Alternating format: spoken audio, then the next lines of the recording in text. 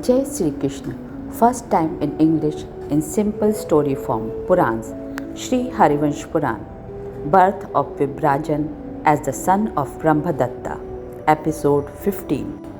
Markandeji says Vibhraj, who had a resolution in his mind about the practice of yoga, was born as the son of the king Brahmhadatta, and in that birth he became famous by the name Vishwasen. One day, King Brahmadatta was out for a stroll in his garden with his queen Sannati when he overheard a curious scene. A male ant, full of desperation, was pleading with his female companion. The sight was so amusing that Brahmadatta burst into laughter. However, the queen was deeply embarrassed and distressed by the king's reaction. She stopped eating and drinking, and when Brahmadatta tried to comfort her, she responded, Rajan, you have mocked me. I cannot bear to live with this humiliation. The king, still laughing, reassured her, My dear, don't be upset. My laughter wasn't at you. I possess the extraordinary power to understand the language of all creatures. Queen Sanati, skeptical, replied, Such a power is beyond human reach, unless bestowed by the gods, earned through great penance, or achieved through advanced yoga. The queen, still upset, demanded, If you truly possess this extraordinary power, prove it to me. Otherwise, I will end my life. Her words deeply troubled King Brahmadatta.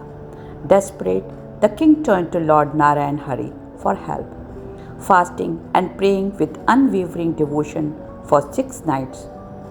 On the 6th night, Lord Narayan appeared to him in a vision and reassured the king, When the morning comes, you will see your welfare.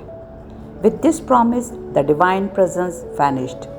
Meanwhile, father of 4 Brahmin was on a quest to find King Brahmadatta and his ministers.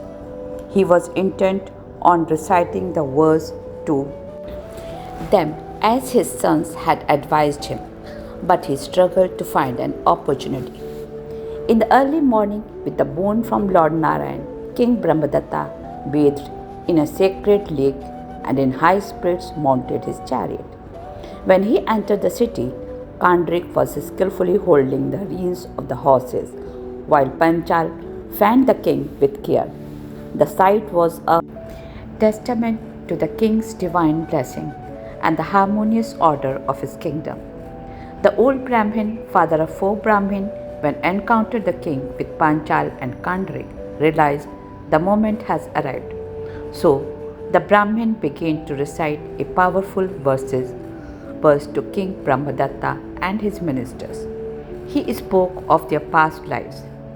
In the land of Dashashana as a hunter, on Mount Kalanjar as a deer, in Shradweep as Chakravak bird, and in Mansarovar as a swan.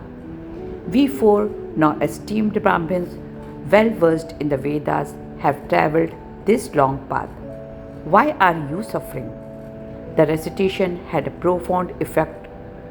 King Brahmadatta and his ministers, Kandrik and Panchal, were struck unconscious by the realization. The townspeople, alarmed by the sudden plight of their rulers, were distressed. However, the king and his ministers quickly regained consciousness and returned to the city.